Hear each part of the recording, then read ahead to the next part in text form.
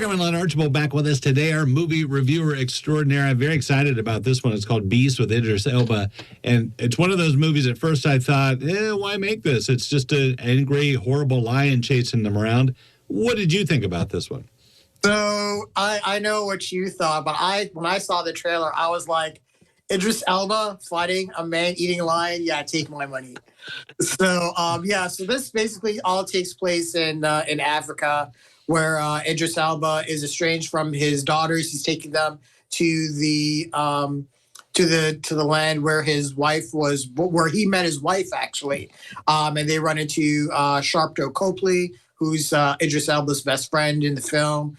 But they run afoul of, a man-eating lion. This lion actually was in the opening scene where his entire pride got murdered by a bunch of poachers. And this scene, this opening scene was great. The director, I can't remember the director's name off the top of my head, but he likes long takes. He likes long, slow-moving takes where there are no cuts or anything like that. And he uses that to his advantage, like within the first film. And when Idris Elba and his daughters arrive to Africa. And it's an enjoyable ride until things start to fall apart a little bit with Idris Elba's daughters. I think it's Leah Jeffries. And I can't remember the other daughter's name right off the top of my head. But they're precocious. That's such a nice way to say it. Well, it's one of the first things I asked you because the people who didn't like the movie, their biggest beef was the two teenage daughters, especially one of them, who complains about everything, especially Idris Elba has kept them alive from this man-eating lion the entire movie, but they complain about everything.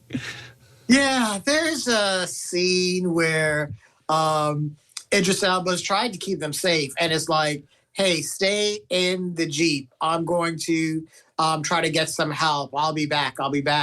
And the one daughter's like, you'll be back? Back like how you never came back when mom had cancer and she died? And I'm like, okay, this is the kind of movie this is now.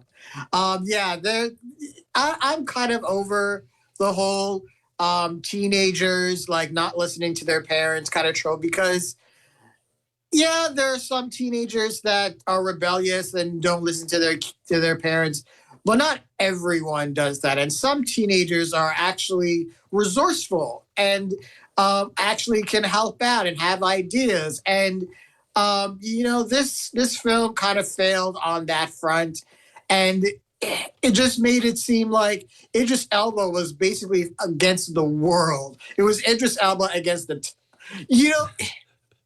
his daughters were more threatening than the lion was. I've heard that was the same thing. It was somebody said it was the Jurassic World effect, where you have a T-Rex chasing you, and the kids don't listen to any of the adults who have been chased by these things before. The other thing I wondered about, because I think of how CGI-driven this movie would have to be, how was that? Because we were talking the other day about the movie Prey, where some of the animals, CGI-wise, aren't the greatest, but the plot is so good that you don't think about it. How was this one? I would say that in terms of the CGI animals, this was actually better than Prey. Now, of course, we're losing character work because of it. But, this takes notes, I think, from the Disney Lion King, where they're photorealistic. And you can tell they spent a good chunk of the budget on Idris Elba and Sharpto Copley, and the rest of the budget on the special effects. I didn't have any issues with the special effects. I thought they were really convincing, especially that last line. So I didn't have any issues with that. You were good with it. How many Lennies do you give this? I give this 3 Lennies. Idris Elba's great. Sharpto Copley's great.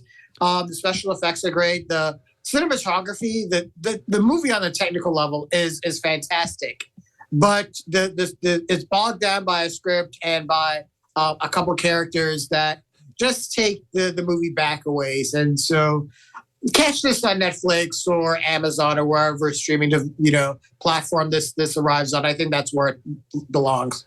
Yeah, and you can ask afterwards as you're driving home why the kids are wearing, sweatshirts and hoodies in Africa. One thing to talk about. Len, as always, we appreciate it. Thank you so much. No problem, Jeff. Thank you. Good talking with you. We'll be back right after this.